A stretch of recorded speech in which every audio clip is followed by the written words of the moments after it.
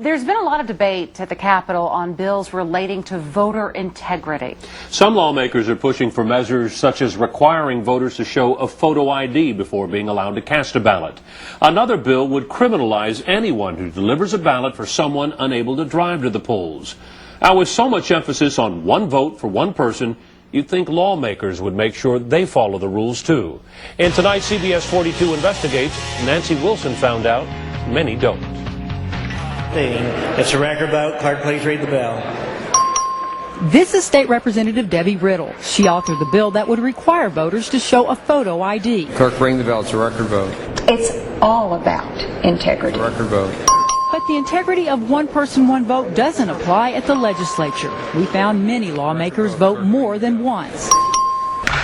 Take a look. Riddle votes, turns around, votes again for State Rep Kemple. Rewind. And watch the men on the screen. Elkins goes to vote for Merritt, but Hancock is faster. Elkins heads back to his desk, but before he can vote, Joe Crabb turns around and beats him to it. There is so much going on during the vote on the HPV vaccine mandate, you really have to pay attention.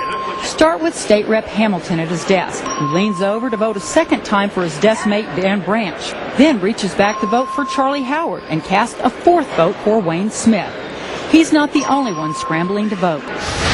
Rewind the video and take a look at the top of the screen. State Reps West and Phillips both lean over to vote for themselves and their desk mates. Phillips votes a third time for Christian. On the left, Donna Howard votes for State Rep Vo. State Representative Dunham didn't have to leave his chair to cast 4 votes. One for himself, then for Coleman, Martinez Fisher, and then Vesey. Sometimes the voting is across party lines. Hartnett, a Republican, reaches back to vote for Democrat Oliveira.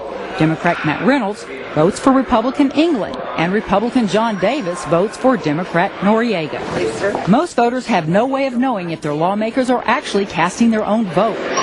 Even though the legislature is broadcast on cable TV, the cameras change from this to this when it's time to vote. But if you're sitting on the third floor gallery, I certainly noticed that there appear to be far more votes on the tick board than there were people in the room. Arnie and Laurel Weiss were baffled when they came to see the legislature in action. It seems very inappropriate and they should do something about it. Yeah, definitely. State Rep Debbie Reynolds says voting for other members is done out of necessity. We have a lot of votes. We have a lot of amendments. And there's times when we don't break for lunch and we don't break for dinner. We don't have bathroom breaks. Necessity or not, one thing is clear. They aren't supposed to be doing it. According to the official House rules, written, voted, and approved by lawmakers at the beginning of the session, any member found guilty by the House of knowingly voting for another member on the voting machine shall be subject to discipline deemed appropriate by the House. Clerk, bring the bill. It's a record.